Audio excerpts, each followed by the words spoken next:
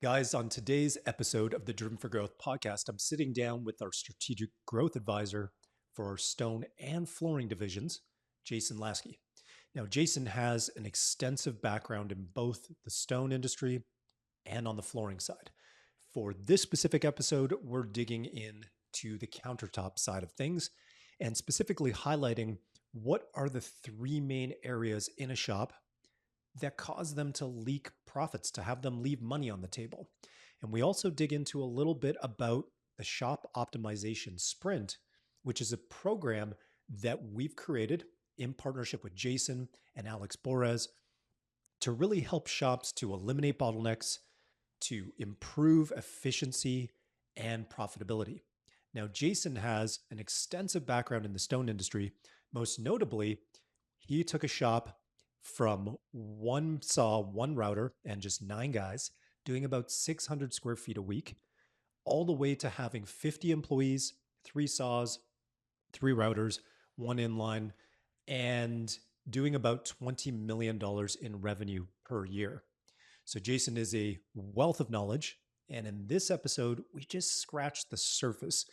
We really just talk a lot about the basics, the fundamentals, because that's where you've got to start. You've got to get clarity of where you are now, where you're going, measuring what matters so that you can really then focus on taking your business to the next level. So we think you guys are going to find this episode to be really enjoyable. And we'll also record more where we really get a lot deeper into things. And so I look forward to recording part 2 and 3 with Jason and Alex as well. All right, guys, let's go ahead and jump into it. So, Jason, we're here. Yes, sir. If I kind of tee this up for us, I think when I talk to so many shop owners, and probably as you have over the years as well, one of the things that seems to really hit a nerve, like they can really resonate with, is I wake up, look at the bank account at the end of the month, and they're just, even though they're busier than ever, they're not really sure where the money's gone. Right. And I hear that time and time again. From what you've seen, both from your experience, running a shop and working with a lot of different companies, what are the main sort of invisible profit leaks that you see that often, really eat up at profit, where it's not like the business is burning down to the ground because of one massive fire. It's really Right. the by 1,000 cuts type of thing. It really is. And I think the problem is like that I was kind of breaking this down into just three simple things. Payroll, what your total overhead is. And it seems like that should be an obvious one, but people put so much into it or they don't think about the total number when trying to capture new business, you know? So payroll is a huge one, too much overhead, not the right type of overhead. Um, there's just a lot of issues when it comes to payroll and how people are capturing their business and actually trying to grab new business. Inventory is another huge one. Like people don't realize that you're not effective. I apologize. Inventory, they're not effectively inventorying or tracking their their counts, and that leads to literally a death by 1,000 paper cuts. You could be leaving money on the table. You could be not having to reorder material or order new material if you inventory correctly, or you ordered incorrectly. So many little issues become major issues because of bad inventory. And then Mhm. lastly is, I think not knowing your general production rate. Just not knowing where your overhead versus your output for countertops could be at. And that helps when you're doing bidding and you're understanding the flaws and all the little issues that come through the shop, those kind of little things.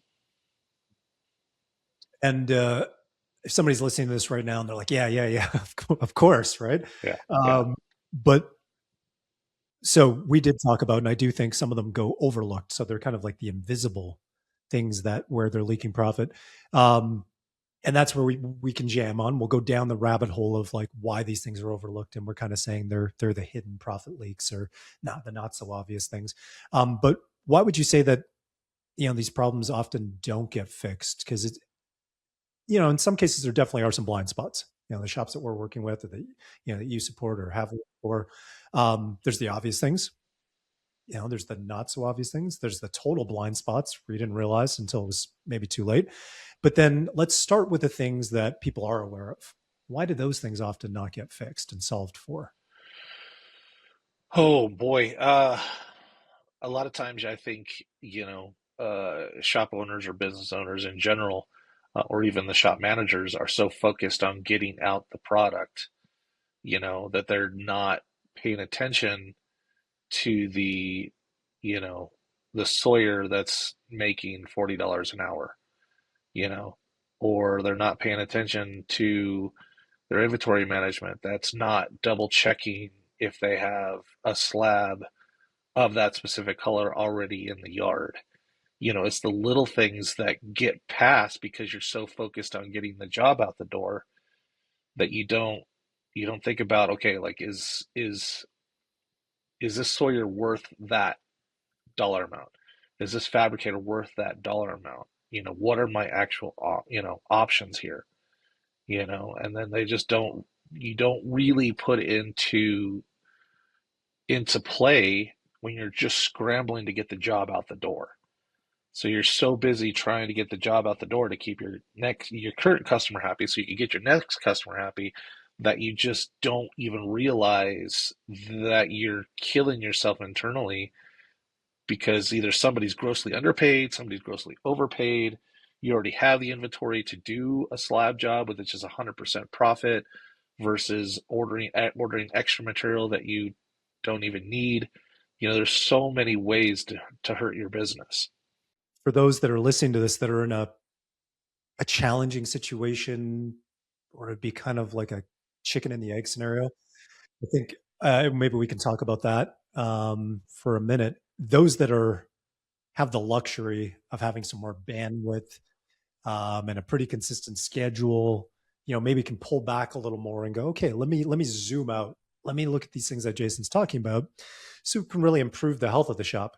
But you and I know that there's those that are where it's chaotic, and Yeah, it's chicken and it the is. egg, where they really just need to focus on being able to pull some jobs forward. Otherwise, the guys aren't busy. And what the hell happens after that? So they're really just scrambling to figure out how to land a few jobs, whether that's you know going down a little on price, right, and then promising the world, right, and you end up in this position where, oh yeah, we'll get that to you in 7 days, and it's going to cost you less than the other guy, and they're doing whatever they can, which is obviously not what we would recommend, right? But Right. I'm talking about those that are kind of in that feast or famine cycle, don't really have the luxury of kind of having the bandwidth and the ability to focus on that. Are there any recommendations you would make for somebody that's in that really tough position of the chicken and the egg that you just described, of being so busy trying to deliver on the promises? Where are some easy things that they can do, to I mean, it seems obvious, but self? I mean, Yeah, yeah, yeah, absolutely. I mean, and I've been there. I get it. Like you're scrambling to get the job done. You can barely breathe. You're drowning. Your whole team's drowning. Um, I mean, I think SOPs are an obvious answer to a lot of this stuff. But again, you've got to find the time, you know, right. to to do that. You've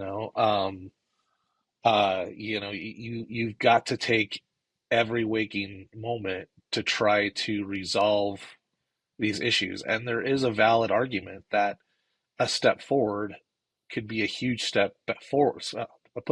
There could be a great argument that a small step backwards could be a huge leap forward.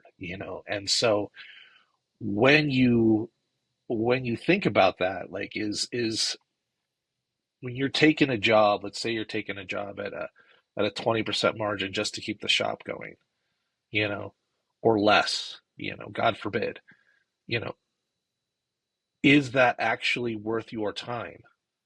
And versus working on the business and making the next job at a 40 mark because you've now understood where your leakage is, whether it's in your personnel, whether it's in your machinery, whether it's in your your total overhead, there's a lot of little, like you said, death by a thousand paper cuts that can get you, but I think you have to know where you are versus where you want to be too. And that's a huge part of it. Like if you know that you want to be, say you're a 500 square feet a week shop and you're generating, we'll call it $1 million in annual revenue, but you want to be 1,000 to 1,500 square foot a week shop, and you want to be, a $2 to $3 million revenue shop. You've got to understand where you are versus where you want to go. Yeah, 100%. Um, so yeah, SOPs, we could go. Yeah, So much yeah, does start with that. And I think if people are listening, because other episodes we've had, we talk about a lot about systems, not knowing where to start, yeah, right? Like, okay, the what's the critical path? What's the first thing I should fix? And we are going to talk about, the shop optimization sprint that Jason, Alex Boras, myself collaborated on in order to help to solve for these things. And we'll talk about that, but we definitely want to give you guys that are listening some value here on where can you start now. So maybe if we back it up before we go down that rabbit hole and give people some takeaways, let's unpack those three categories that you broke down. And I know that's not how I framed up our few notes that we have here. We don't have much to go off. We've got a loose, plan here that we can take. yeah. It's all right. Let's talk about those three things. So let's first talk with labor, payroll. Payroll. Yep. Um, maybe we go back. I know we're going to have to take a jump in the time machine. We'll go back to your Yeah. time when you were running a shop. So let's say midway through the journey, we'll probably do a different interview where we actually get into Jason's story because I think there'll be some great lessons that people can learn there. But Jason, over a period of time, helped to 10x a shop. Let's say midway through, not when you're all the way at the 10x, where you've got a lot of things solidly in place, got a big team. Let's say halfway through that journey, so not just starting out. What were some of the things that you would do to really have an eye on, whether or not you've got um, you know, really your payroll is optimized for what you're putting through the shop every week. Yeah. Just a quick synopsis. I mean, again, I'm a super analytical, about how I approach my business. So, but to be honest, I really broke each position down. I put a job title on it. I put a pay scale on each position. And then I actually put the metrics and I put it into play. I was like, okay, we have a 100 square foot home. Okay, how much time does this take to get through my production shop? Right? Is this, and I mean by each section, like it could take 2 days between Sawyer and polish and everything to get completely done. But each segment should be timed. So I would time these and that would give me a great analytical number on how much time an actual kitchen or an actual home can be produced in my shop. And taking that time to understand that was huge for me. It really helped me understand the value of each position. Nice. How just out of curiosity, how long did you do? Because that's pulling somebody, you know, sometimes like on a job site for parts of that. It's like a time audit that business owners would do of their own time, which some people recommend. Hey, do that for a month, do it for a Yeah, week. About how long did you take to do that to get enough data to actually work with, so you could kind of average it out, right? I took a capture over a 2 week period and I didn't make it daily. So I would do the CNCs one day and the saw the next day and the fabrication team the following day and the whichever it was, and I would take all that so they weren't constantly, because I wanted them to focus on getting the work done. But if you think about it, in a 2 week time period, the Sawyer had to record, their actions 4 times. Same thing with the CNC people or the inline or the fabricators. I like what I'm hearing because at first it said you recorded, and I was like, man, you got to be everywhere recording all Yeah, that, but you had the guys recording it. yeah, yeah. I had my team just say, hey, when Yeah, yeah, job 1, 2, 3, 4, 5 comes through your system. Just, hey, I pull this, the Perfect. material was already there, Great. and then if the material wasn't there, notate that for me. Had Mm. to wait 30 minutes for the material to be brought inside. And then I started, taking all of that, and then I just took all of that data that they gave me in the 3 or 4 days, each one of them, and I just took the law of averages. I said, okay, well, we did X amount, we did 20 jobs on the Sawyer, and that took them 20 hours. Okay, so 1 hour per each saw job basically is the average. So I know that that's what that output is for that machine. Same thing with fabricators, and it helped to do different fabricators, because then you also, you could also take a look at, okay, fabricator A is way outpacing fabricator B, but fabricator B's output is better quality than fabricator A, and that takes into place, because it can't be all about time. It has to be a little bit of everything, positive reactions. How would you, can you unpack a little bit more about, I mean, I think it's surprising how many shops I talk to where one of the things that they want uh, help with is giving clear roles and responsibilities. Um, and I heard you mention that at the top, and then you said also pay ranges.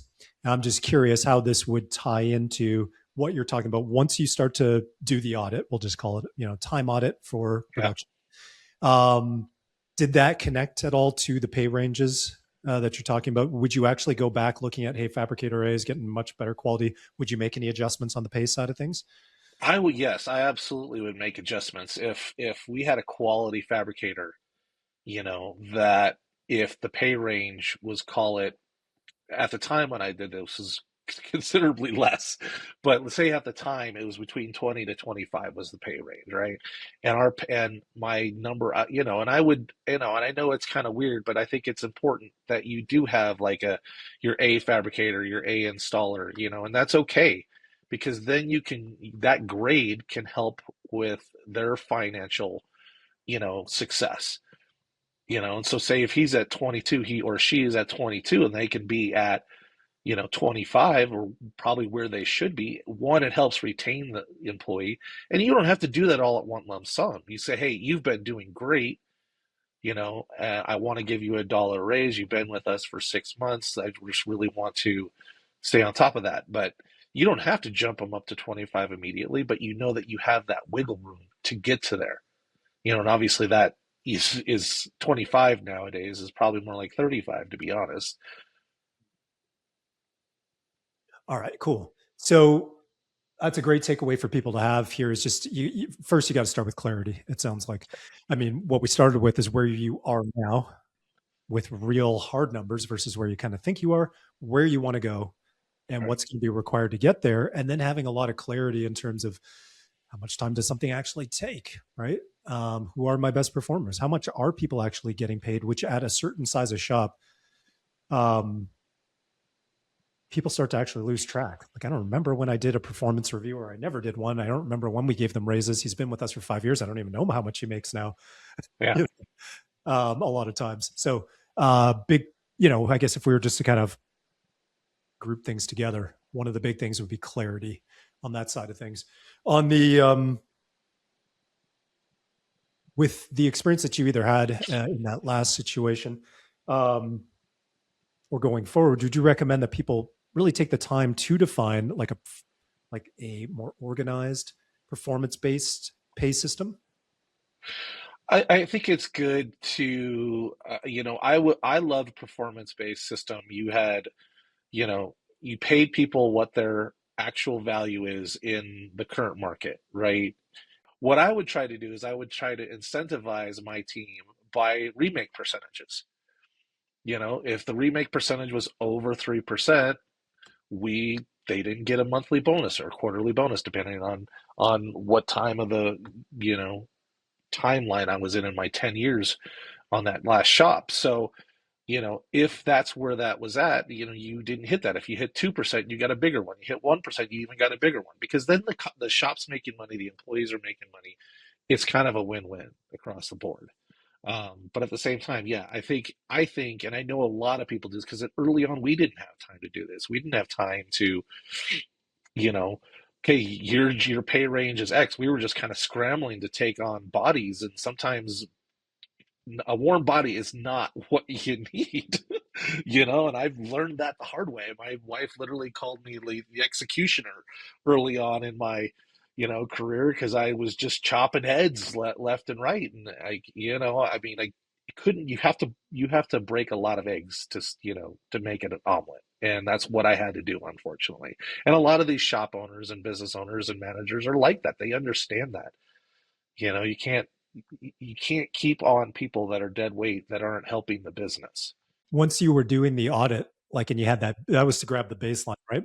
Baseline of time, throughput. The How frequently would you revisit that to see if you were still on track with the baseline? That's my baseline. I would revisit that about annually. Okay. Just make sure. Yeah, I don't think, I think because if you're keeping everything else up on quarterly, you should be fine. But annually, there's always, um, minimum wage always goes up annually. So I would always kind of recapture that when that timeline went up. So make sure that everybody's pay is on pay scale to adjust to that interaction.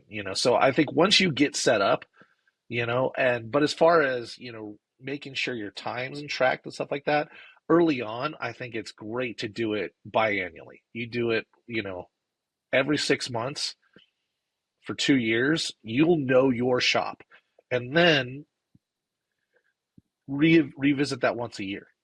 Hey, do a timeline check for me, spot check for me.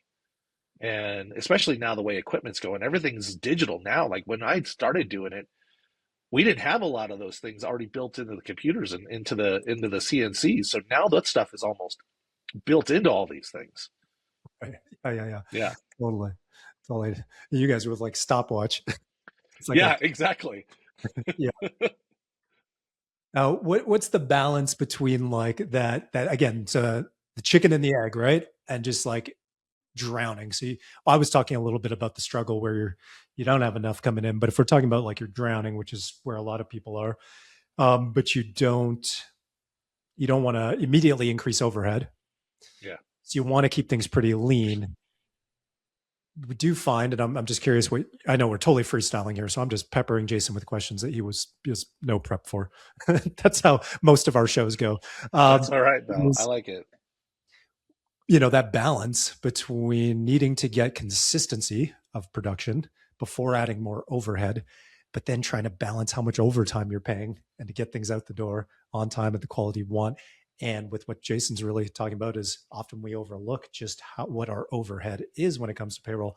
Any kind of thoughts if you take yourself back to be able to balance that, kind of chicken and the egg scenario as you want to grow and you want to be set up for growth, but you don't want to be out over your skis with, how much you're paying to have guys sitting around. Yeah, scaling is difficult, to say the least, and I would say that's in a good economy, that's what a bank is for, right? So you can help, extend your terms and all that stuff, especially when you start getting into the machinery type of things. From a personnel standpoint, it's a little bit easier on the pocketbook because you can do hire one, hire two, fire one, depending on, or hire one, fire two, depending on the type of personnel you're be able to hire, and because that is sometimes what happens. You get lucky and you get this unbelievable fabricator who's also a sawyer, and depending on the size of your shop, he could be the sawyer and he could be your lead fabricator. Doesn't mean he needs to touch every piece, but when you get over there and your Sawyer's, okay, I'm caught up or I'm ahead, great, pull off and double check the fabrication floor, double check the fabricators. And a lot of these shops aren't at that size, and I understand that too. They may have one Sawyer and one fabricator, and that's all they got, because you're trying to get to that next level. I always say this: don't ever not try to interview somebody. Don't ever not try to take the time. And I know that that is tough because we're just very lean on time, but you don't want somebody that could be an absolute rock star A employee walking out the door that you didn't take the time to talk to.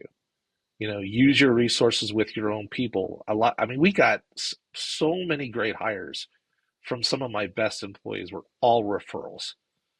Hey, I'm thinking about bringing on somebody. Do you know somebody that can be a fabricator, can be a sawyer, could be an inventory guy, a yard guy? The referral side of it was huge for us. You found good people because personally, in this type of environment, it's really difficult to find anybody from LinkedIn, from Indeed, and all those other things, just because it's just very, very much a blue collar job. And a lot of those people, work together and they know each other. Yeah, let's shift gears here a little bit and get into which of the second which of the other two categories should we jump into a little bit and jam on. We've got machine utilization, inventory management as being the other two categories, right? Yeah, I think inventory management, when you talk about death by a thousand paper cuts, is huge. Machine utilization's big as well, but a lot of people are only working on maybe one CNC and one inline. So it's pretty easy to maximize your machine when you're a smaller shop. When you Mhm. start getting into you start wanting to expand and get into three, four, or more machines, then machine utilization becomes absolutely imperative. But no, all along, inventory management is paramount. Whether Yeah. you're a small shop or a large shop, it's just absolutely paramount. So let's talk about some of the blind spots that people have of mismanaged inventory. And let's just say maybe we'll make it tactical. I know this is on the fly, so we'll make it tactical. And just talk about if we were to hand, and we haven't done this, so we'll just make it up right now. Yeah, Let's say, let's say people are listening and we're handing them, a checklist that's going to be used at a certain cadence, right? And we were going to just fit it on one page. What are the list of the top, 5 to 8 things, and at what cadence are they going to be using the checklist we're creating on the fly? yeah. You got to get a ground zero. You got to do. You have to do an annual count, no matter what. You got to start there, and you got to count every single stick you have in the yard. But you also need to know. You also need to analyze what you're keeping. I never kept anything smaller than a 30 by 60. I've heard 27 by 60. That'll do most vanities. Whatever your minimum is, that's what I would keep. Anything smaller than that is literally just trash. It's just fodder. Just throw it away. It's, unless you're gonna make, you know, um, cutting boards out of them or something and try to get something on Facebook going, then I wouldn't waste your time with them. You Yeah, know, there's just no money in them. right. Okay, And I cool. don't care if that's sorry, go ahead. Oh no, I was just gonna say, okay, cool. Since you started at an annual, if we've got our one pager, that's your annual checkbox. We'll go down to quarterly. At that cadence, what are some of the things that we should be doing once we've got our again our ground zero, our baseline, right? We got Yep, what we're working with. So the theme again is clarity, but exactly. what we're working with, we've got to do an audit. Okay, so that happens annually. Yeah, annually, and then you just want to do a monthly inventory. You just want to get it down where you just do a count. You just do a baseline count and make sure everything is where your inventory is supposed to be. Do I have 3 slabs of this Calcutta quartz? And is that and are you putting locations? Because locations are huge as well. Do you know exactly where those 3 slabs for customer, Jones is going to be? Because you need to go to that. You need to make sure it's still there and we're not robbing Peter to pay Paul. Because that's what a lot of shops end up doing. You end up saying, oh gosh, we need that Calcutta quartz in order to finish this job. I need to steal one of, the Joneses slabs. And then the next thing you know, you're getting ready to fabricate the Joneses slab. You're short a slab. Now you need to order another slab that comes in a different die lot. And so this is where you can literally just cost your company money, thousands of dollars instantaneously. and it's super simple, but hey, and I've done it. Yeah, yeah, I speak because we have done that. We have stolen from the Joneses, and we had to get that Calcutta job out, and then we ordered another one, and now I have to order three slabs so they match, and then I have two dead slabs sitting out there. So all of a sudden now a three slab job ends up being a five slab job, and I just ate 2 grand yeah, yeah, just exactly. like that. It's just so quickly that it happens. So that's why doing the baseline and then doing a monthly spot check, make sure everything is supposed to be where it's supposed to be, everything's allotted where it's supposed to be allotted to. And then when you do get down and say you only needed a vanity for the job you about to steal the slab off the Joneses, you might have that Calcutta and it's a vanity, so it doesn't necessarily have to be the exact same dialogue, And that's where inventory comes in so instrumentally as far as making money and seeing where the leakage is at 100%. And then what's and I know it's like, uh, hopefully people are grabbing some value from this. And I know a lot of it to some is going to be like, well, yeah, of course, this is all, it's Yeah, obvious. yeah. I mean, yeah, they've all dealt with it. I guarantee it. Yeah, we're starting here, and definitely we'll get into episodes that are more technical, more tactical. But it's good to start with the fundamentals Yeah. when we're kind of breaking open a new topic. What would you say about the disconnect between sales and those? Because it's not always like those that are doing sales, those that are specking, and those that are actually in control of the inventory and having a gap. Even with the best inventory management software, we still find that people are ordering things they didn't need to order. We're ordering Correct. too much of things, Yeah. ordering three slabs when you just needed two. So aside from us just giving the obvious answer, if we need SOPs and workflows, Yeah. in the reality of the situation, like boots on the ground, like everybody's busy, a lot of people are operating off of memory, Right. notepad sometimes. And, what are some of the things that can get, everybody working together Yeah. so things like that are not falling through the cracks that are eating up profits again? I think it's so funny, but there is a reason it's called KISS, right? Keep it simple, stupid, right? So, you just find whatever tracking you want, whether it's paper, whether it's a simple Excel doc, however you guys want to track.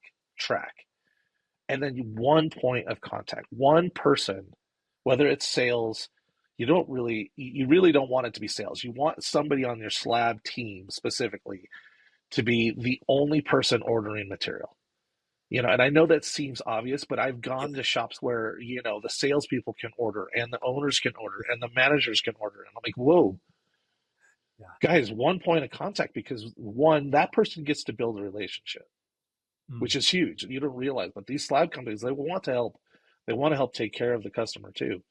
And then two, it helps from the over ordering or the under ordering, mm, and hopefully you have an SOP to make sure your slab counts are right. Most everybody does have some way of doing it, whether they're using a software or whatever, even though you're doing a hand drawing. But one person ordering your slabs, you know, is huge. That same person could be your inventory manager as well. They might be juggling. Obviously, on smaller shops, you are going to juggle. mm. When we first started, I was the only person that ordered material until I got big enough. It's like, okay, I need to hire a full time inventory manager, or shop or yard manager, if you will. But I wanted to make sure there were no mistakes, Nice. I as think, little as you could. yeah, yeah. Even that one thing is super helpful. Just a single point of contact for so many things, not just inventory. But I do Yeah, find, um, the communication gaps are often what creates so much of the chaos. yes. Yeah, yeah, yeah. Do you think it's is it worthwhile jamming on? Because it's there'll be shops of all different sizes. Do we want to dig in a little bit on the machine side of things and maybe talk about different couple of different scenarios? Sure, wouldn't hurt. Okay, cool. Because then where we'll eventually take this is what sparked us partnering alongside Alex and coming up with tangible solutions for shops. And we'll talk about some of the things that we are tracking, why we're tracking them, and what that means in terms of an actual plan. That Yeah. people can put in there. Um, so let's start small, even still a little bit. more straightforward as you're talking about, where there's really not that much to have to manage in terms of Yeah. shop. In terms of the machine utilization and um, even just not having things sitting idle for too long when we could be taking something off of here and putting it over there. But still, what would be maybe some of the first things that come to mind for that smaller shop um, that they can do to ensure that they're really maximizing the throughput in their shop? Yeah, I think it kind of ties back to, like I talked about with the payroll and talked about to the personnel. Every machine, whether it's an inline or a CNC or a different saw, double table saw, single table saw, they all have what is suggested maximum output, right? And you could figure out what that number is based on, and each manufacturer will be like, hey, well, you should be able to get, you know, 400 square feet out on this table in an 8 hour shift. Okay, we'll put that to the test. Are you capable of doing that kind of quantity? Right? Are you able to put out 400 square feet in an 8 hour day just from the Sawyer? Okay, and then you take that and you do that at each position you have, and then you do that for your Sawyer, you do that for your CNCs, you do that for your inline, and then you absolutely do that for your fabricators. And if you take all of that and you take the worst of all of those sections, then that is your maximum output per day. Whoever the slowest output is, and it's usually the fabricators, and it's not a knock on the fabricators, but everything's getting hand polished, so it takes more time. So if your saw is outputting 800 or sorry 400 square feet in an 8 hour day, but your sawyers and sorry and your fabricators are only outputting 250 square foot in an 8 hour day, well, your maximum output for that shop is 250 square foot in an 8 hour day. And then you need to know, okay, well, salesperson or salespeople have sold 300 square feet for next week. Okay, I need about, give or take 4 or 5 hours of overtime in order to get that 300 square feet out the door. And it seems obvious, right? It just seems obvious, but sometimes that's how you have to capture this stuff. And maybe my analytical numeric, numbers brain works well that way. And I know a lot of people don't, but mine did. And then you get the metrics for it. And then you start seeing, okay, well, I get it. You're capturing a metric, you're capturing a number. And then all of a sudden your bids make more sense because your sales team is bidding against what your maximum output is for your shop, or what you should be making is not what you should be making or what you thought you should be making. You know what I mean? Yeah, yeah, yeah, totally. Yeah, I like that. And I think so. We're going to get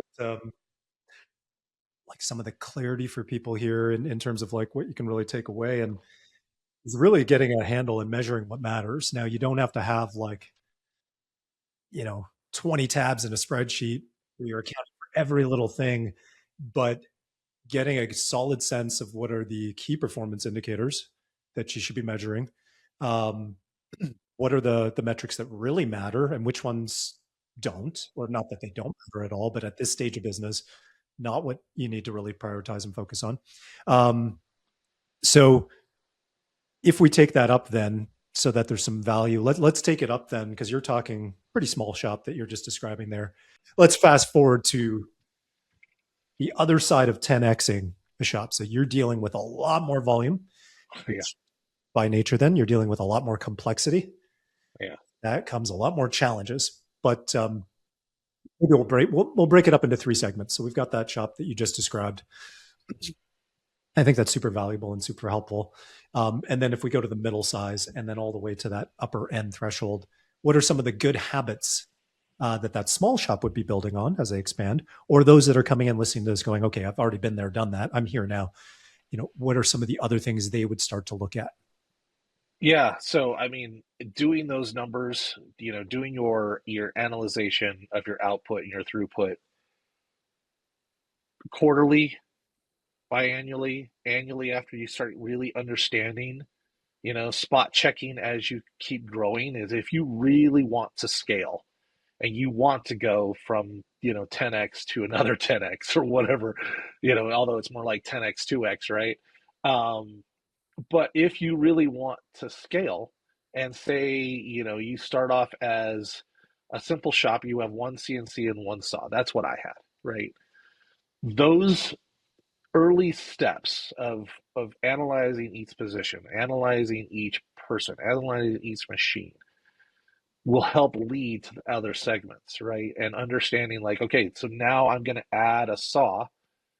Okay, now I've just doubled my Sawyer output, but now my CNCs can't keep up to my saw, right? So understanding that every time you make a significant purchase or a significant jump to the next level, you are going to have downtime on other sections. It just will happen. Either have too many saws, too many CNCs, or too many fabricators. It's such a tough balance to Yeah. get all of three of them lined up perfectly. Mhm. Um, you know, so finding what that is and where you want to go. So you probably, if you add, so you don't have one saw, you go to two saws to make your output bigger. You have one CNC and let's call it five fabricators. Well, in order to offset that extra material, you won't be able to get that through the CNC. You're gonna have to figure out how to add personnel to get that other square footage done. And so that keeps scaling as you keep scaling. And it's an ebb and flow, and it's you're going to have too many people, too many sawyers, you're going to have too many CNCs, you're going to have too many fabricators. And I think cross training is the biggest thing that I ever did, because I always said, the more you know, the more valuable you are to me and to yourself. Like, a lot of people just say, this is my machine. No, it's the company's machine. You know, you bring more value to me when you know all of these things. Because guess what? I'm going to hire a new kid. You're going to teach him how to run the saw while you're operating the CNC for me. And then that's why, like I said early on in our conversation, is if you have a chance to talk to somebody who's an amazing fabricator, teach him how to do the CNC, teach him how to be a sawyer. He already knows how to fabricate, you know. Yeah. Let him overlook the good fabricators and be better, and then that's how you really scale, is that cross training. Yeah, 100%. I think that there's cross training, number one, to remove any single point of failure when somebody's out sick or they don't even give you 2 weeks. And like Yeah, these shops that we've worked with, they're like, so and so just quit on me by text, a yeah. 5 word text. And he's been with us for 5 years. I don't know what the hell happened. I'm like, oh, but you cross I trains. got that text. I got a text that said, "I'm sick. I'm sick of working here." Like, okay, thanks. Oh, no. Yeah, no, that was a good one. That was one of the best. I think it was 5, 6 words, 5 words. Yeah, it fit right Yeah, that was fit right in there. I'm sick of working here. in. Brutal, but totally right. And so you got, Yeah, yeah. And so much of like, I think the theme that's hard to embrace is you got to slow down to speed up. It's like we want to yeah, grow. We want to grow yesterday. We want to grow faster. We've made promises to certain employees and, want to keep up with our promises on how we're going to, help develop them and help to, get them to the pay that they want or all the different things. Just going a million miles an hour, but to slow down in order to speed up, to do the things that Jason's talking about, measuring what matters, doing an audit, knowing exactly what's in that slab. All these things yeah, which feel like, oh man, I don't have time for that. It's really being able to slow down in order to really build a strong foundation to scale and be able to have sustainable growth. So it's not like 2 steps forward, 1 step back, or worse, 1 step forward, 2 steps back. yeah. That kind of often happens there. It But to does. start off, yeah, cross training out of like to have a more defensible business, and then cross training so that you can have more throughput essentially. Yeah, Um, and yeah, and more just stability too. Like, they don't think about how much stability that adds. And and yes, I always used to tell my people every single time, they were so worried about the cross training part, because I've been a fabricator for 20 years. Well, that's great. Now you could be a CNC guy that knows how to fabricate. mhm, I'm trying to give them more tools to be successful in a modernization of the industry. Yeah. And that was it's like, listen, I understand this is important to you. You're important to me. I'm going to invest my time into you, and then you're way more invaluable to me. And it builds loyalty. It really truly does. Absolutely. I think that kind of what we jammed on kind of covers that. We were talking about like if we broke your journey in Yeah. 10x, not from small, what you were just talking about, to the midpoint to the upper threshold. Um, that kind of the advice you gave, I think covers both of that spectrum, right? Because it's just more of Yeah, because it to a degree. yeah, exactly. I mean, it's all about, like you said, it's all about the foundation you build. You Mm-hmm. build that foundation, the scalability is huge. Now you're going to have your road bumps, but Mm-hmm. if you build that foundation, you're going to be solid. Yeah, and I think coming from like an owner standpoint or an operator standpoint, um, setting the guys up for success so they've got the one they know, hey, they're able to spend their time developing somebody and how that's going to benefit them when they're pouring time and energy into somebody else. They're being cross trained ideally, so it kind of it's everybody's back is being scratched in a way. Yeah. Actually getting really really fundamental about this, it's carving out the time for the guys, because what we've found so often happens is, oh, I don't have time to show somebody that, or I don't have time to delegate to this person. It's really like, okay, well, you're going to be doing this 5 days a week, and at about 2 to 4 p.m you're doing this, and that when you find that kind of daylight that other person has a little bit of downtime, they can slot in there. And then the we use this 3D framework, although there's actually 6Ds in it, but it's 3D squared, I guess. So it'd be do, document, delegate, and you don't want to wait till it's too late. Yeah. Instead of looking at it like, hey, this is a whole separate project where on Tuesday for 3 hours I'm going to train this guy on the CNC. No, it's just when he's got some daylight and he knows he can look at the calendar and you're doing X on this job, he can slide in, and basically as you're doing it, it's being documented. We live in an age where AI, video, different tools can Yeah. capture all of that and make the SOP, right? So do, document, and then you've got the playbook. And of course, when we're talking about technical work like that, it takes time, right? It's like you're really going to have Absolutely. exposure and the reps and the trial, but you do still want it to be documented so that there's a process there, and so that that person can go back to the process instead of you for every question. And then the second set of that in the 3Ds is I do, we do, you do. So, in that, as I'm going to document it, I do it, then we do it together. You're not just on your own all of a sudden, of course. Yeah. And then you do it where you're demoing it back to me with me overseeing and making sure everything's good for a certain amount of reps until we know, hey, you can fly solo on this. So it's just an easy framework for people to take when we're talking about, yes, there should be SOPs. Yes, you should cross train, but how do you do that like effectively? Um, Yeah. You nailed it. Honestly, you nailed it. 100%. That's exactly kind of how we would interact it, whether it was with my production guy or my production manager or my Sawyer or my CNC. We took the lead of each position and like, hey, start to train this person, you yeah. know, and very similar to how you just the how you implement that is exactly how we, would onboard these guys or gals into that position. Okay, cool. So Jason, it feels like that this is a good opportunity to switch gears. So we've unpacked some of the main profit leaks that shops will be experiencing. Now let's talk a little bit, and I think the best way to do this is let's talk about the shop optimization sprint. Now, this is a solution that we've launched a couple of months ago to really help shops be able to identify, well, what are the biggest bottlenecks in the business? Where is there a lack of efficiency? Where is profit leaking? What are the metrics they need to be measuring? So you can really get a handle on things and optimize to have a healthier shop that's got better margins, more profit at the end of each month. And ideally, that's a lot smoother and easier to run. And I think a good way to tackle this without getting into the specifics of this shop's, um, you know, nitty gritty into their numbers and divulging Yeah. there. But if we can kind of unpack things a little bit, um, and we'll use their shop as a bit of a use case, is when somebody comes into the shop optimization sprint, we're going to first need to get clarity from them. So we're going to have them do two things. We're going to have them fill out an intake form. It really Yep. allows yourself and Alex to do a deep dive. really get a lay of the land of what's going on, what the current reality is, and then for them to give you a lot of the information you need to get up to speed pretty quickly. From that, you're able to give phase one of the sprint, which is an action plan of what to solve first and what to solve next, if I'm going to just simplify it.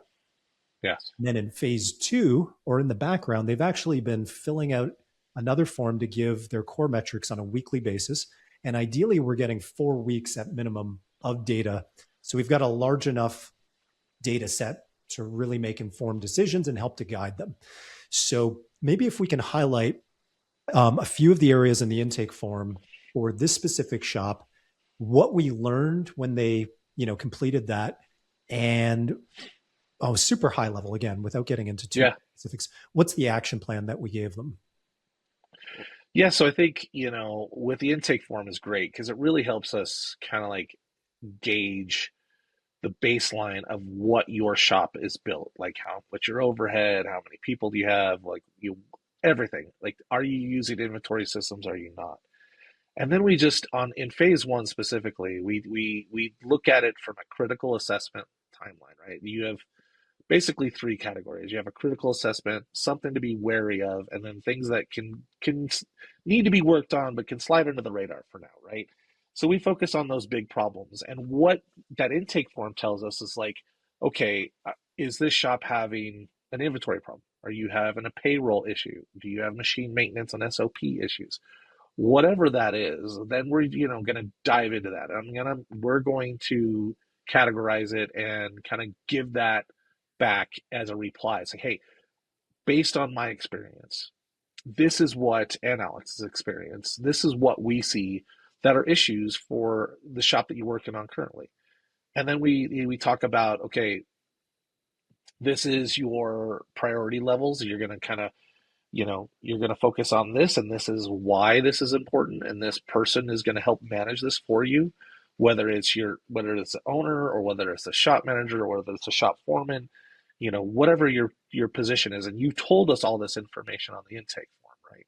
So we're going to try to not capture that by just the owners. We want the management to be able to step in, or the foremen to be able to step in and take care of this for you, right? And then we're also going to give that what the impact on the annual impact would be for each of these categories. So if you, depending on the size of your shop, and you make an inventory adjustment, that could lead to 20, 30, $40,000 a year of instant value added back to the business. And then we're going to get into each category that we find critical. And then we usually keep it small, like two or three. We won't want to overwhelm them at all, right? So we're going to say, okay, here are your next steps. Here are your action plans for your critical assessment, right? These are the ones that you really need to get on in order to, I hate to use the word fix, but in order to better your business. I'm not trying to tell you how to run your business. I just want to help you make your business run better so you can make more money, so the shop makes more money, and you can take the next level, whatever steps you want to, right? So we're going to give those action plans and a little bit more detailed action plans, especially again, like I said, who on your personnel team is going to own that, right? And then in those action plans, you're just going to kind of give you a kind of a baseline, nice, clear guideline on how we're going to set all that up, right? And then during all of this phase one, you will be capturing about uh, 8 to 10 different metrics from your shop on a weekly basis. And that's going to lead us into how we analyze your metrics for phase two. So hopefully in that 90-day shop optimization sprint, you are starting to take some of these action plans and implementing them. And then you take the metrics that we are capturing, and then we give you a same analytical breakdown in phase two of the metrics. And we say, okay, listen, based on everything you've told us in phase one of the intake form, and based on all the data that you've given us over the last 4 weeks, this is where we think we really need to, double down in this category. Basically, what I'm trying to share, without again getting too far into the weeds, is we're also have developed to give a very, very clean visual dashboard. not Yes. everybody has the analytical brain that you do, Jason. Not everybody wants to. I don't think they want it to. No, tons and tons of numbers. And so when we were developing the solution, we wanted to have a very, I guess the word would be like user friendly Yes. dashboard, which is color coded, right? To Yeah. what's the thumb? Color coded for Yes. priority, right? Red, Yeah. yellow, green. So we're using, as we do in our other systems and solutions, the traffic light system, so that you can really see as a business owner what needs my attention right now, what's Yep. pretty good and can wait and is not the most pressing thing. Um, and so while we're talking about a lot of different things here, as a shop owner, you're going to have a lot of clarity in real time of how things are performing. Um, and there's some other things that we added in there of like revenue potential. I'd love for you, Jason, to share a little bit on a couple of things that we added in a little bit late to really enhance things so that people can see how things are going to perform both over time and really just how much, what the gap is in terms of where their business is now and what it could stand to be doing. Yeah, revenue potential is one that I personally love a lot because let's just take one category out of everything that I think and everything that every single shop owner can absolutely understand: remakes, right? It's the bane of every shop's existence, right?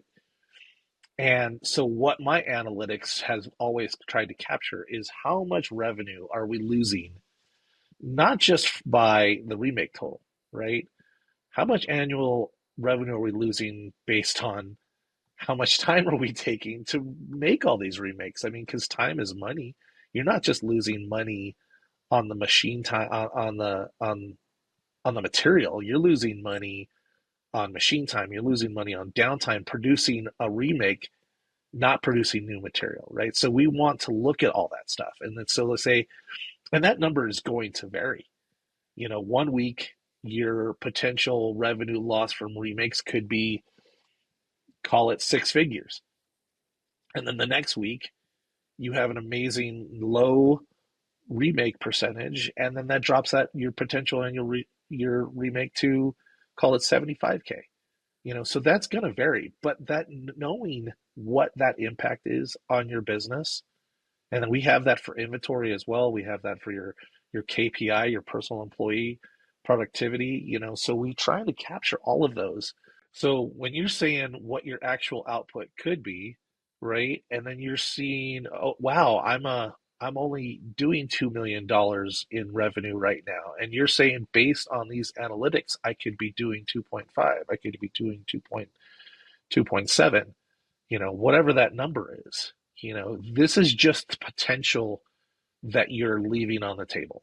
And and that's the thing, is like everything is captured on what the analytics you're giving me now. So that's a live analytic, right? It's with the personnel, with the machines, with the overhead, with everything you're doing right this second, your maximum potential. And so I love the potential ones. They do vary based on week to week, but it still captures and brings up an idea that is like, okay, am I a $2 million, or am I a $10 million a year business? It just really helps the business owner kind of idealize what they are and what they want to be. Nice, nice, nice.